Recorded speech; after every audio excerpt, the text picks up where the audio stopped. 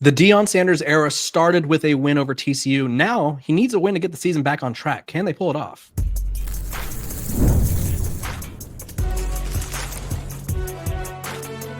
You are Locked On College Crossover, part of the Locked On Podcast Network. Your team every day. Welcome to a Locked On Buffs, Locked On Horns Frogs crossover. It's your host, Kevin Borba. Joining me today is Darrion Gray, our new Locked On Horn Frogs host. Today's episode is brought to you by Mazda. Like our players, we sweat every detail because when you make every move count, pulling off the unexpected is only the beginning. Stay tuned later for the highlights in this week's Moving the Game Forward. Mazda, move and be moved. We're also brought to you by the Locked On Podcast Network. It's your team every day for free and available wherever you get your podcasts. So make sure to like, subscribe, and follow. So that way we can keep our jobs. We can keep talking ball. Darrion, this is a huge game for, I think, both teams for two very different reasons, right? The biggest storyline, and I'll jump on it first because I'm already yapping, and I think Colorado needs this a little bit more than TCU probably, because let's flash back to 2 years ago, right? Everyone's like, is Deion going to win at the FBS level? Does his coaching success at the HBCU, FCS level translate?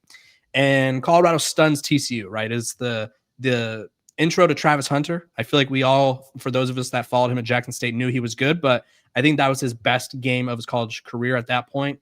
And Colorado put themselves on the map, and it was a huge win. Now, granted, they didn't finish the season how they would have liked, but very electric first month of the season. And now they need this win to sort of get the season back on track because they're floundering, right? So what does this storyline mean for the TCU side of things?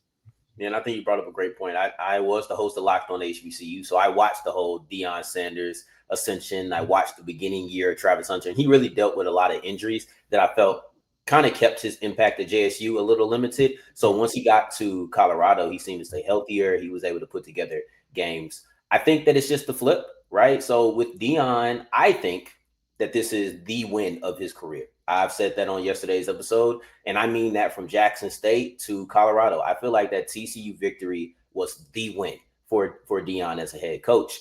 And unfortunately, you're on the returning side of that as TCU. So when you're TCU and everybody's talking about this big-time game, let's be completely honest. The Horned Frogs were not that good that year. And in college football, we have this interesting thing where we pick and choose whether or not we're going to reflect on a win or loss in hindsight, right? Like you look at LSU versus Clemson. Everybody's discounting that Clemson win for LSU because we know what Clemson is now. But then there's sometimes where you face a team, you beat them and they were preseason top this, they end up not living up to the billing, but we still praise you as it being a good victory.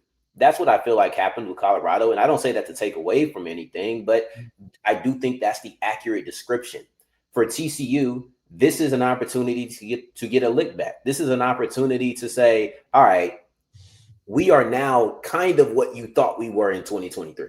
We're a better team than we were at that point. We're closer to being a playoff team than we were at that point. So now how about you get the real TCU experience? How about you really get to see some of the players that we'll talk about in segment 2 with our matchups, like a Josh Hoover, like I think it was the front seven. I can't remember exactly what it was, so I don't want to get into it, but we have some talented players on both sides of the ball, and I think that TCU is ready for the matchup, and they're ready for everything that comes with the Deion Sanders circus. I don't know if they were necessarily ready for all of that in 2023.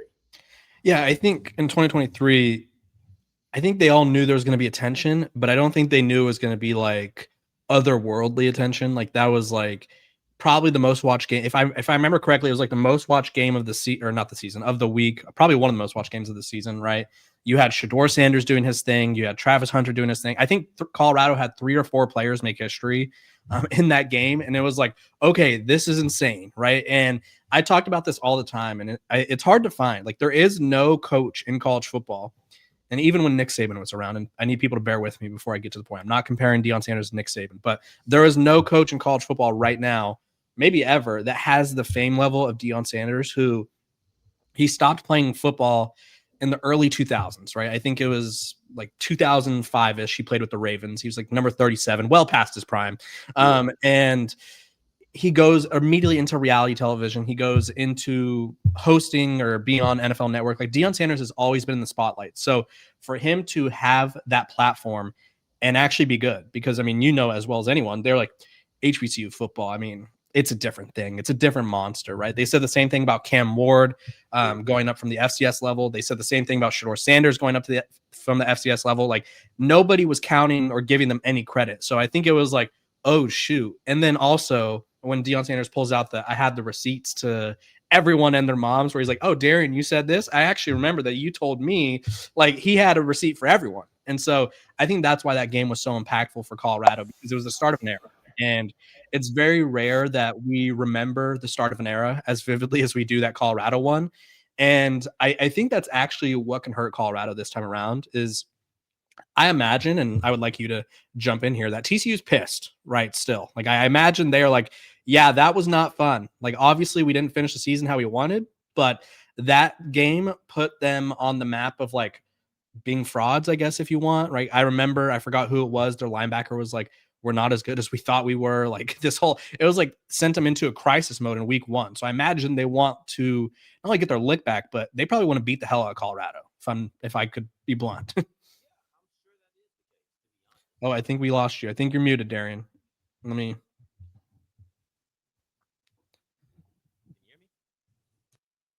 And I'm certain that's the case because the truth of the matter is, I talked about this on yesterday's episode. Deion is the face of Colorado. I agree. I think he has more fame than any coach we've known because he's famous to everybody. He's one of the most known football players ever. So this is without a doubt the biggest story. And I know that Shador is gone. I know that Travis is gone. I know that TCU has a different a different quarterback. They have a different ecosystem. They have a lot of things that aren't the same on both sides. But one thing that is the same is Sonny Dykes and Deion Sanders. And I think that that's enough.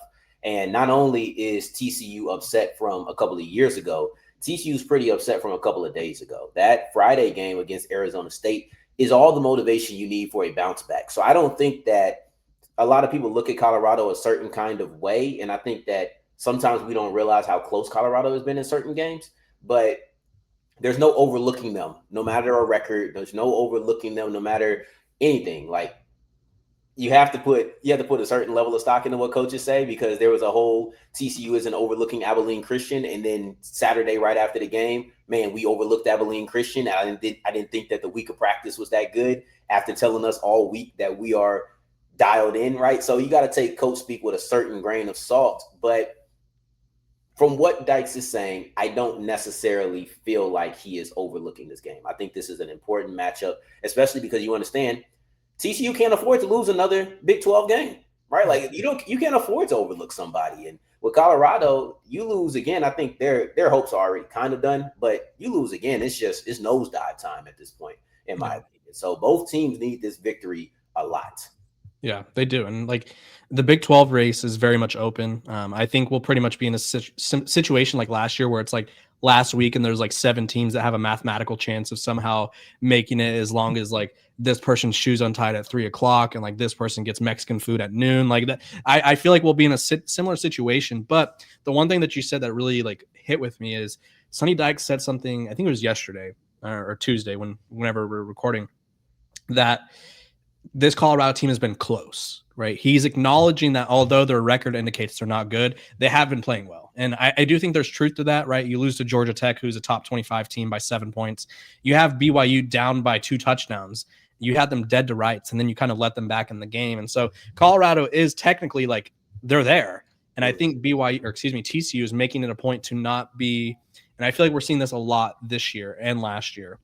Nobody's making it personal anymore, right? I think if we all go back to Deion Sanders' first year, it was like, I don't know how his roster is going to be with the transfer portal. I don't know if like this Travis Hunter kid's any good. Like nobody's saying anything that's like trying to give Colorado fuel, because they know like if you fire Colorado up enough, like it will get the masses going. And so I think both coaches have a lot of respect for each other. And then the one thing I wanted you hit on as well, and you kind of did already, but talk about the playoff hopes for TCU, right? Because we all know the Big 12 is looked at as, I won't say second class, but it's like the SEC, Big 10, then the ACC and Big 12 are sort of stuck in this like, hey, we want to be at that table too, but we're not. 2 losses is almost a death wish, or it's pretty close to a death wish, right? 3 is for sure a death wish. And having 3 losses this early in the season, or 2 losses this early in the season for TCU, could really set them up for failure down the stretch. So talk to me about their playoff hopes. Yeah, no, I think that 2 losses in the Big 12 only get you in if you're able to somehow win the championship. There's no, I don't think you get an at-large with 2 losses in the Big 12. And that's partially the reality of what it is. And sometimes you feel like, man, well, other schools and different conferences, they can get 2 losses. And yeah, they can. And I'm not about to sit here and talk about what should or shouldn't happen. I'm just going to tell you about what it is. And in the SEC, they get to go against certain teams and everybody respects those squads. In the Big 10, you get to go against certain teams, everybody respects those squads. There's more leniency.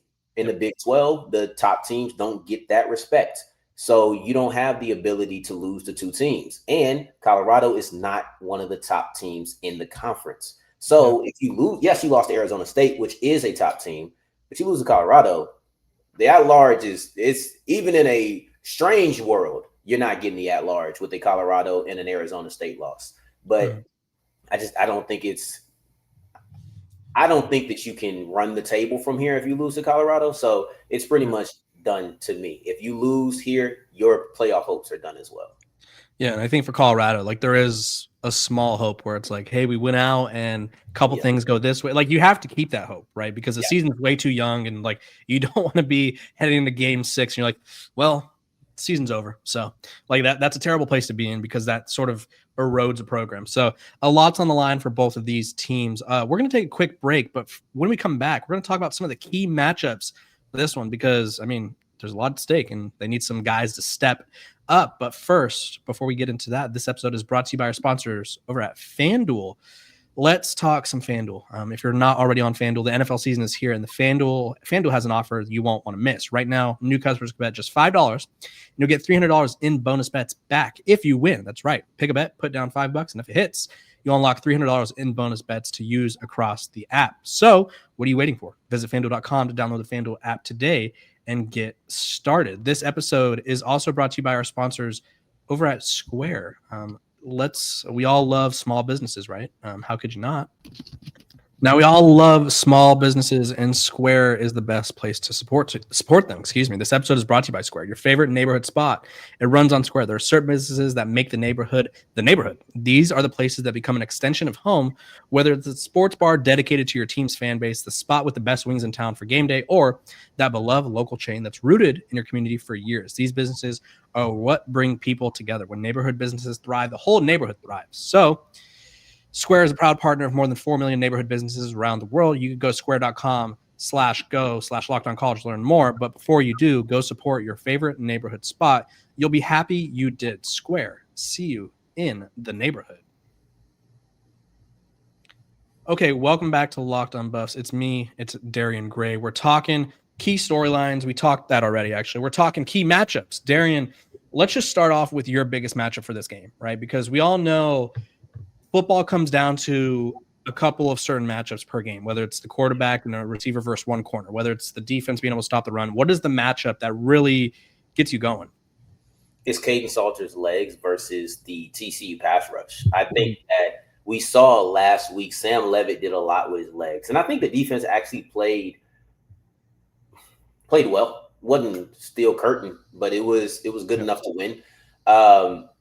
But one thing that did give them trouble at times was the legs of Sam Levitt. The person who I'm looking at to stop this is the same person who I think had the best job or did the best job stopping it a week ago, and that's Caleb Elarms-Orr. He was absolutely fantastic, Kevin. Let me tell you, this guy at linebacker, he's been on a tear recently. He's had 3 sacks over the last 2 weeks, which is important because you played Kevin Jennings out of SMU who can move. You're playing Sam Levitt, who can move last week, 2 sacks in that game. And now this week, you're going to be playing against Kaidon Salter, who is a quarterback who can move. Once again, you're going to have to minimize that. You're going to have to play him more like you played Kevin Jennings or have the success rate that you had against Kevin Jennings as opposed to the success rate you had against Sam Levitt. So that, to me, is my biggest matchup because I think it's the thing that could give the defense some of the most trouble. Yeah, I totally agree, right? When Kaidon Salter's got it going, he's got it going. I think my concern with Kaidon Salter's legs lately has been, I don't know, for whatever reason, I feel like he's relying on them a little too much in the sense of like he's getting nervous in the pocket. And Colorado, no one faint, please sit down if you're ready for this. Colorado is giving Kaidon Salter the longest time to throw in college football. which is quite the statement considering where Colorado's offensive line has been the last 2 years. But he's getting nervous and he's missing open throws, right? During the pass game against BYU, there was a video of Deion Sanders going, he's wide open because Kaidon Salter is scrambling around, and he turned a 3rd and 3 into a 4th and 22 or something. Or like he got sacked for 22 yards. And it's like he's relying on his legs a lot. But when he gets going and when he's decisive, that's when his legs are impactful. I'm going to give my key matchup here, and we're staying right at the quarterback position. They call it the most important position in sports for a reason. Josh Hoover, he can huck that thing, right? He has on the year, and this is not an exaggeration, almost 1,300 yards passing, 11 touchdowns to 4 interceptions, and is completing almost 67% of his passes, right? So he's about as precise as they come. He can push the ball down the field, and Colorado's corners were thought to be a strength heading into the year. And for whatever reason, this defense is just not where it needs to be. Last week, I think they had 4 pass interference or defensive holding calls on corners. And DJ McKinney, who was a projected first-round pick, is sort of sliding down draft boards, I would imagine, right? Just teams are picking on him. And you don't have Travis Hunter to lock down a whole side, so you don't have like this, like just for certain, like don't throw at Travis Hunter. Granted, I think it was Chandler Morris. He kept trying to do it back a couple of years ago, and it was like, Chandler, buddy, there's a whole other side of the field, and you're giving Travis highlight reels. But yeah, I think Josh Hoover's ability to sort of just take over games with his arm and just stretch the field should be stressful for Colorado, because they like to go a lot of man coverage, and you guys have some dogs at receiver, right? That's TCU has some athletes, and Colorado does too. But Deion Sanders the other day said, and I think this is a perfect embodiment of where Colorado's secondary is, 95% of corners are playing not to get beat. 5% of corners are playing to make a play. And while he didn't say that his guys are falling into that 95% category, he did say he wants guys in the 5%. So that sort of tells me like Colorado's corners are playing a little timid, and this is not the team to be timid against. What's your next key matchup? First, let me rebuttal to that. Not rebuttal, but add to that. I think that's a pivotal matchup, because Josh Hoover is coming for a bounce back game of his own. And he's a guy who I think is very talented. And I don't think that he should be summed up by what he did in the last 5 minutes against Arizona State. But he will probably use that as the competitor that he is to say, I got to prove I'm not that guy from the last 5 minutes. If Hoover can get things going, then we're going to be looking at a completely different offense than if Hoover's struggling. Like I know that Dyke said he wants to run the ball 35 to 40 times. We'll see. Right. You know, sometimes coaches just be saying stuff. I don't know. Colorado's been saying all offseason they were going to run the ball, and they keep not running the ball. So yeah, I don't know if he's going to run the ball 35 to 40 times, but it does bring me to my next topic, and that is the Colorado front line versus the TCU front line, or excuse me, the defensive line versus the offensive line for TCU. So the offensive line for TCU has been a good pass blocking team for the most part. Like for the most part, they have done a good job protecting Josh Hoover. The back end of the SMU game for a period of time was weak, and then the majority of the Arizona State game was weak. But Arizona State has one of the better pass rushers in the country. So I don't know if necessarily, and they were in a big time environment. That was a huge kind of, storm for TCU's offensive line. So we'll see what too. That's very, very Pac-12 after dark vibes. Like they had everything going for them. Rough, right? And I'm not giving them the benefit of the doubt, but I am going to give them one more week. If they can protect, so they've been able to protect pretty well. If they can protect, I think Hoover can dice them up. But they have not been a good run blocking team. They've graded really below average for most of the season. This was not a one-game deal. This has been 4 weeks that they've graded below average by PFF as a run blocking offensive line. Kevorian Barnes, I think, comes back this week, so that's going to be major for the run game. But at the end of the day, if the protection is not good, if the run blocking is not good, this is going to be a game that's way closer than you want it to be. Yeah, I think we're gonna stay in the trenches here. I'll probably go front seven because, and actually, I'll piggyback off your point. Mine kind of applies anyway. Colorado's run defense has been atrocious, if we're just being honest. This is actually the first team they've played all season that doesn't have. And Josh Hoover, I mean, he's athletic enough to where he's not like a statue, but he's not going to hurt you like Bear Bachmeier did, Haynes King. Like those are the quarterbacks that Colorado has really struggled with this year. Even Connor Wigman over at Houston. I personally was like, make this a Connor Wigman game. Like, don't let them run the ball. Like, make Connor Wigman throw. It turns out Connor Wigman's like, yeah, I'll run too. And it's like, okay, my bad. Like, I didn't know your game like that. I pulled out the Shaq meme. I was like, sorry for that. I wasn't aware you had that in your bag. I'm trying to tell everybody. Yeah, I mean, that magic trick video, like, should have told us all, right? But no, I think Josh Hoover's a lot more stationary than these other quarterbacks. Yeah. So that should give Colorado at least some, not an edge, but like, okay, we don't have to worry about the quarterback beating us with his legs for 30 yards. But that being said, their run defense has been atrocious. And that leads me to my next point. My next key matchup is Colorado's front seven versus TCU's run game. Sonny Dykes is preaching we're going to run the ball 40 times a game, probably because Colorado's giving up 200 yards of rushing per game, right? This is a game for TCU where it's like, hey, our offensive line, like Darrion said, a little bit below average when it comes to run blocking, right? Our running backs, they're good, but they haven't had that breakout game. Well, this is the team to do it against, right? And if you're Colorado, don't be that team, right? You don't want to be the team that you allow someone else to find the run game against, right? You slowed down LJ Martin of BYU, which was great. Like, they held him to, I think it was like 40-something yards. But the problem was you let Bear Bachmeier run for almost 100. So you have to be able to slow down the run game. Otherwise, that's sort of going to be your big issue throughout the year. And this is no shot at TCU, but you're going to face better run games and better running quarterbacks the rest of the way, right? Devin Dampier is still on the schedule. Like, you have a lot of Avery Johnson at Kansas State still on the schedule. Even though Kansas State's not that good, Avery Johnson can scoot, right? Dylan Edwards can scoot, right? You don't want to be the team that's just like, hey, we're just going to run the ball against you for 400 yards every week, and you can't do anything about it. And I don't know if you could fix that, honestly, right? We're about 6 weeks into the season. I don't know if you just flip a switch and you're like, we could stop the run now, but Colorado needs to figure out a way to minimize the damage. And Darrion, talk to me about why TCU is so eager to run the ball. Yeah, no, and I wanted to ask you real quick before I answer that. You put a little bit of an emphasis on quarterbacks. Does Colorado stop running backs well, or is it just a quarterback thing, or is it just all across the board they struggle with? It's kind of a week by week thing, honestly. They've limited running backs, right? For every LJ Martin performance where they hold a top tier running back to 43 yards, there's a Wyoming performance where the Wyoming running back runs for, I think it was like a $160 or whatever it was, right? So the run game just isn't what it needs to be. The linebackers, and I talked about this all off season.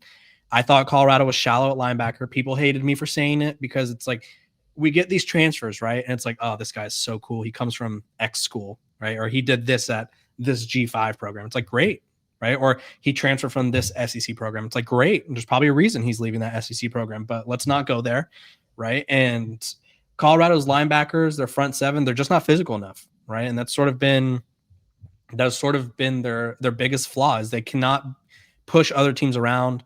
I have Jordan Dominic, who's a former Colorado player. I have him come on every week, and he just talks about they're not disciplined in their rush lanes, right? They're over pursuing. There was a play against BYU where, granted, it was a psychotic play by BYU where Bear Bachmeier faked 2 handoffs before spinning around and handing it off to a wide receiver running the other way. Like, it was insane.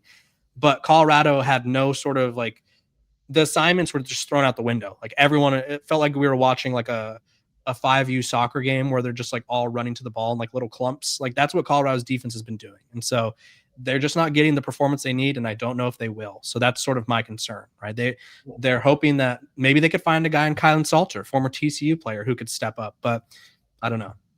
Yeah. Well, I think they want to run the football because they're getting their lead back, right? Like, I think that Kevorian Barnes seems to be trending. He had the no contact jersey on Wednesday. He didn't. So I think signs are pointing towards him coming back. And I think that leads it.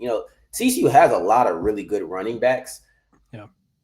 But Barnes, to me, is different. Call it preference, call it whatever. I like physical backs. I like guys who will go in, they will punch you in the mouth.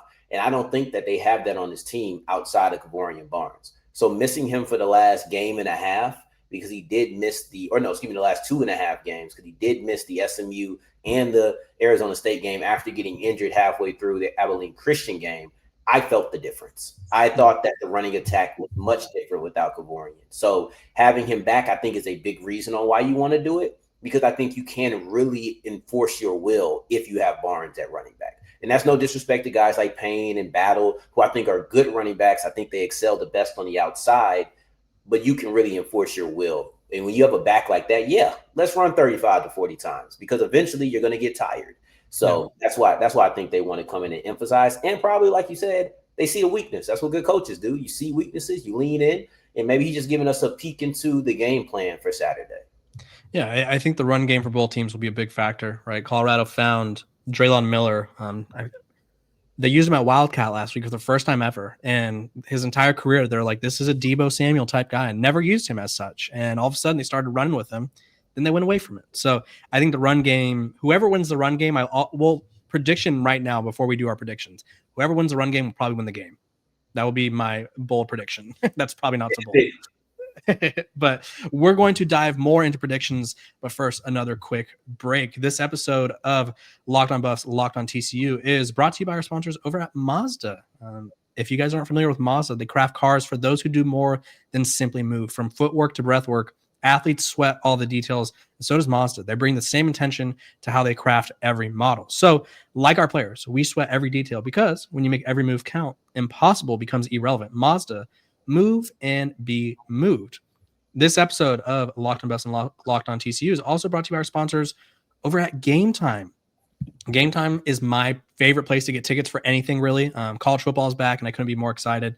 There's tailgates, there's rivalries, the energy in the stands, there's nothing like it. But let's be real, actually getting tickets can feel like more of a battle than the game itself. Endless queues, hidden fees, prices jumping at checkout. That's why I use Game Time, the app that gives the advantage back to fans.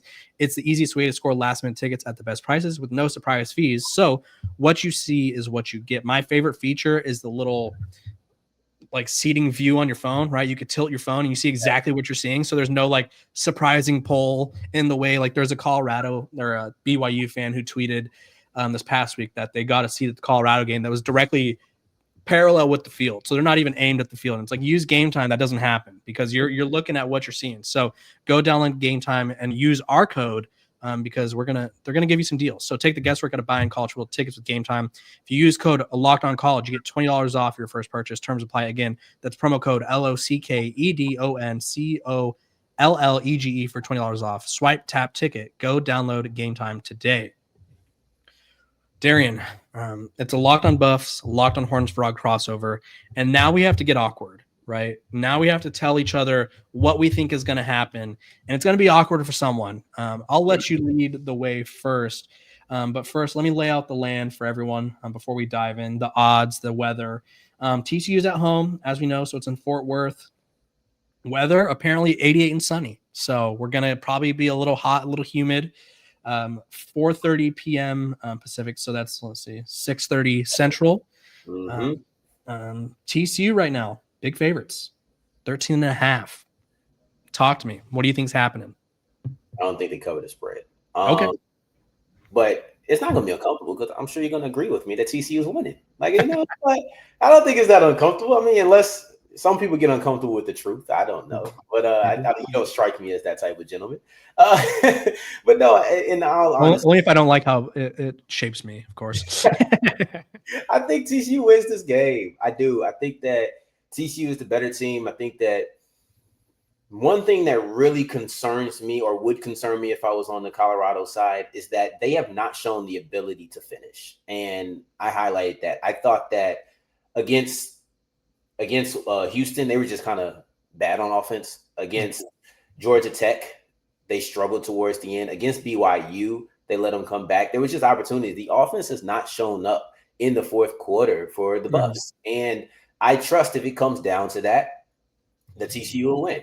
And I don't think that it will. I think that TCU will win this game comfortably, maybe not 14 points comfortably, but I think that the struggles for the struggles for Colorado's secondary are very concerning. I think Jordan Dwyer has a bounce back game. I think that Joseph Manjack is a guy that Colorado will be very familiar with. He's going to be the guy with no gloves, no accessories, right? Like he's just the guy in uniform. He'll be in the slot.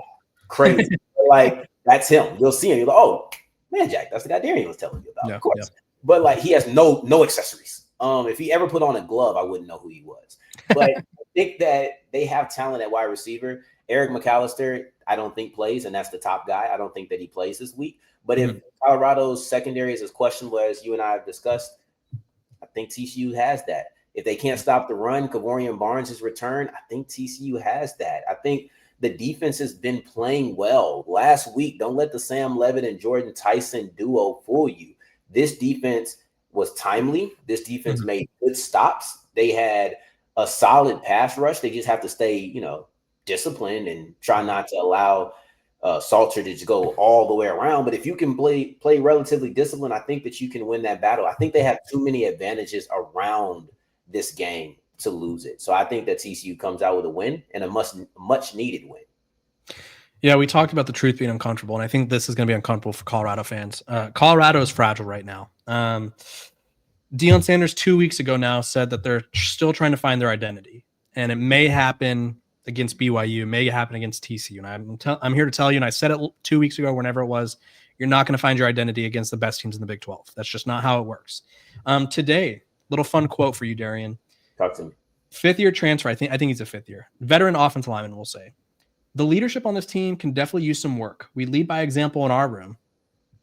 Don't love that, right? There's been a lot of leadership questions.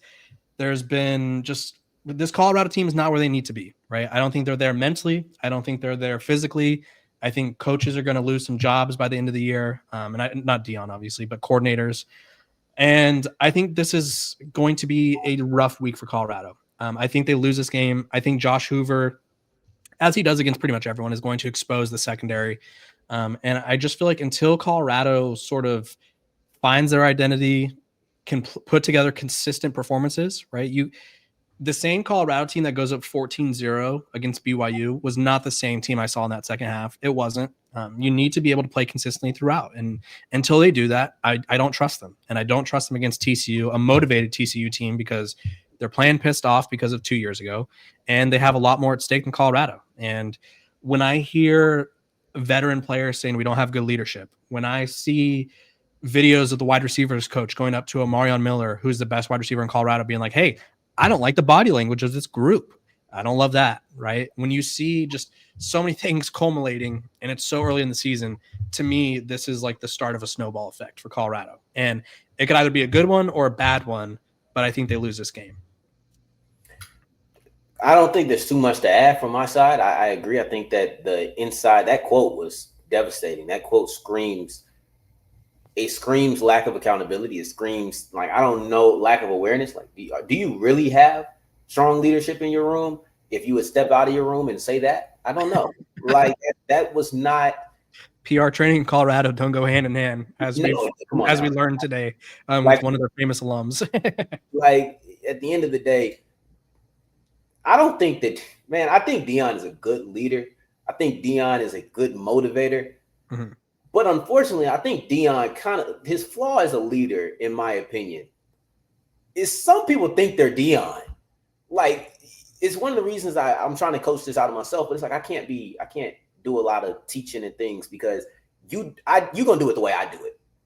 Unfortunately for Deion, he's Deion Sanders, and it's not another one of him. I don't care how many kids he has. There's not another Deion, So that's something that you can say when you are of Deion status, and maybe it gets left to the side, but you're not. And, I get it. I think he motivates guys, but gosh, they think they're him.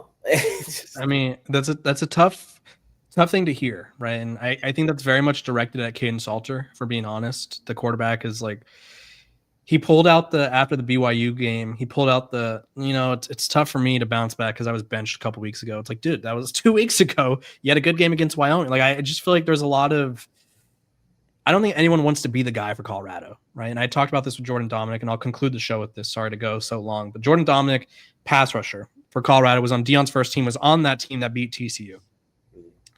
He said in football, because Jordan Seaton's a leader for Colorado. I don't want to overlook that, but Jordan Seaton's a left tackle. And Jordan Dominic told me, your leader of your team has to be someone that scores touchdowns or makes tackles, right? It can't be someone who's in the trenches on the offensive side of the ball, because at the end of the day, you're never going to be the face of the franchise in the way that those other positions will be.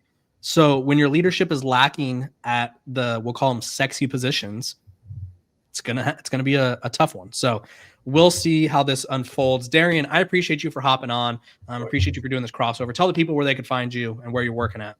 Locked On Horn Frogs, YouTube, wherever you get your podcast. I mean, you're on Locked On now, so I'm sure you know the drill by now. But wherever you get your podcast, you can find me, Locked On Horn Frogs. Also on Twitter at South Exclusives. So there we go. There. You know where to find me as well. Kevin Borba, Locked On Buffs. I'm over at Athlon Sports, writing all things college football, NFL, and everything in between. We appreciate you for making our podcast your first or second listens of the day. We're free and available wherever you get your podcasts. Make sure to like, subscribe, and follow. And hopefully we're treated to a good game this week. And I hope all of you have a great and safe night. I'm Kevin Borba. He's Darrion Gray. And we'll see y'all tomorrow.